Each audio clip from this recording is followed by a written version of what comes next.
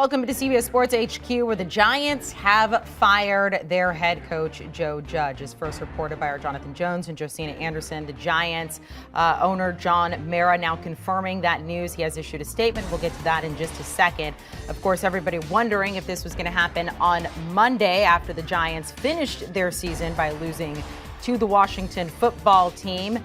Well, when GM Dave Kellerman retired, we were initially told that it would be up to the new GM to decide if Joe Judge were going to stay or go. But now he is gone. Here is the statement from Giants owner John Mara. He said, "I said before the season I wanted to feel good about the direction we were headed when we played our last game of the season. Unfortunately, I can't make that statement, which is why we have made this decision." Let's welcome in NFL insider Jonathan Jones to talk about this. JJ, it feels like forever ago. It was really just yesterday when we last talked to you about the Giants. When it comes to Joe Judge saying, look, we're going to hold off for now, what's changed in the past 24 hours?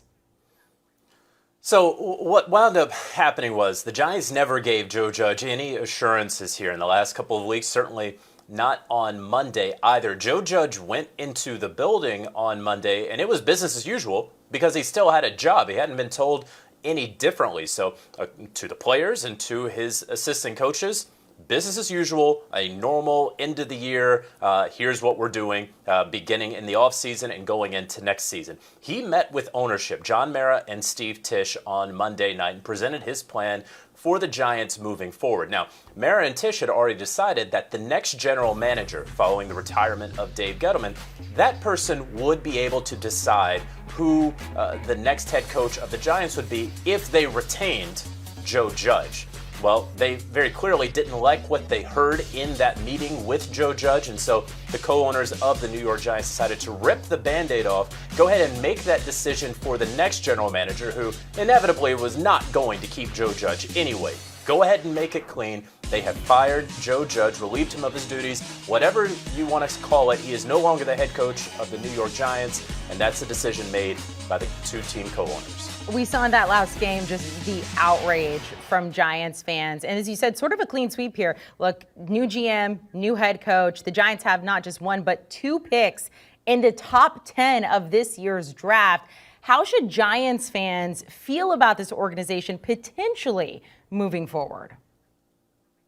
Well, I mean, this offers some sign of hope and optimism because they clearly weren't going in the direction they wanted with Dave Gettleman at the end of his fourth year. He was allowed to retire, of course, not fired midseason like his predecessor, Jerry Reese, but that was a failed run there during the Gettleman era. With Joe Judge seeing what this product was on the field, it was very hard to believe that they were going to turn it around under his watch in year three when you see their putrid stats, certainly on offense, and that was the side of the football he could never get right. He did hire Patrick Graham as his defensive coordinator, a guy who would have gotten looks at head coach last year had he decided not to re-up and stick with the Giants. And so there were some good things in Joe Judge's tenure there with the Giants, but in the end it got really, really bad. And that's ultimately what has led to the decision today, a catastrophic ending for the New York Giants. All of the losses, and of course they didn't have Daniel Jones there for the last month or so of the season due to that neck injury, and so they had to go with Mike Glennon and Jake Fromm, and they were putting out a terrible product on the field. The quarterback sneaking there deep in your own territory just to set up the punt on 3rd and 9. It's surrender is what it is. And what are you afraid of at this point in the season, in a lost season? It was a ridiculous thing to do, and it came a week after that ridiculous press conference where he went on an 11-minute and 10-second rant that was filled with little white lies or just outright lies, like folks, former Giants who were making more money elsewhere, who were calling him saying, we want to come back and play on that losing team with the Giants that you have there. It was bad, and it was bad within that building. And I think that's the main part. How fans took it, how we in the media took it, it was taken the exact same way in that building. He's not saying the truth. That Patriots staff from 2018 that he was on, that was 6-2 midseason, that he says they almost got fired, they went on to win the Super Bowl. There were so many moments in that where if he would have just almost kept his mouth shut or kept that answer shorter, there's an argument to be made that he could still be the head coach of the New York Giants. I'm not saying that was the reason that he's out. But it helped lead to this decision where the co-owners of the Giants were tired of being embarrassed, and Joe Judge had embarrassed them enough. So let's look forward. Obviously, we have teams already interviewing potential head coaching candidates there. Is there anyone that pops to mind when it comes to the Giants and potential names they could be looking at?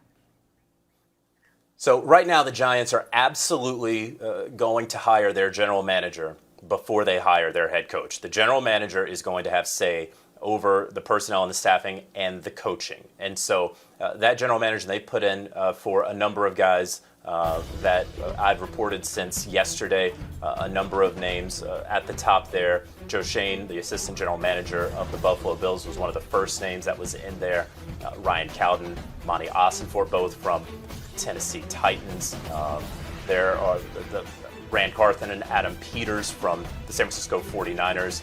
There are a few other names that are out there. Ryan Poles with the Kansas City Chiefs are among them. And so we will certainly see who they wind up selecting. Those interviews are going to begin, I believe, as early as tomorrow with the Giants. And so I think that those virtual interviews will take place here over the next couple of days. They'd love to get guys, once they narrow it down, into the team facility. And then, of course, they're going to want to move quickly to install that general manager so that he can then make his choice for head coach. And so as by way of example, Amanda, since you asked, if it is, let's say, Bill's assistant general manager, Joe Schoen, you'd have to imagine that he would want to take along with him the offensive coordinator of the Buffalo Bills, Brian Daboll. But again, you're not going to hear much about coaching names until we really narrow it down with the Giants, with general managers, and then we can start pairing GMs with their preferred head coaches. With the head coach openings right now, I know initially you said it was the Bears that was the most attractive. We've had Brady Quinn argue that it's the Broncos that's the most attractive, perhaps Miami. Where does this particular position now rank for you among these? How attractive would it be to be the head coach there in New York? I think it would be attractive because you do have a clean slate. You aren't going into this with an arranged marriage with the general manager. If you become the head coach of the Giants, as I just described, by definition here, you know the general manager. You should be in mostly lockstep with this person. So that makes it attractive. This is a legacy franchise. That makes it attractive. This is a franchise that should show some patience. They certainly did with Dave Gettleman, allowing him to reach the end of his contract. And as long as you don't embarrass the franchise to catastrophic proportions, you could get even a third year after 2 embarrassing losing seasons. Joe Judge, of course, embarrassed them on catastrophic proportions, and so he is no longer there.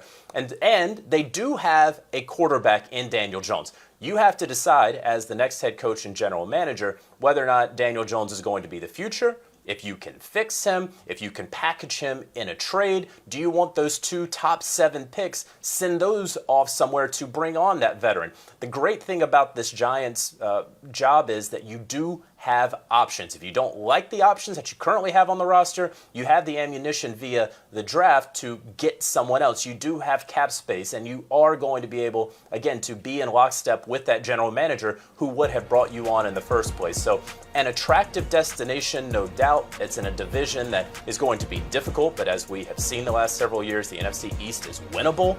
And so if you want to compare it to the other jobs, I think that it is a very attractive job for all the reasons I just listed. Well, JJ, for Giants fans, as you mentioned, as on Sunday, very angry, and now maybe a little bit of optimism for these Giants fans who have not seen a postseason game since 2016. Jonathan Jones, thank you so much. Inside the NFL, you get a new episode coming down tonight, starting at 9:30 Eastern, exclusively on Paramount Plus. Make sure to go stream that.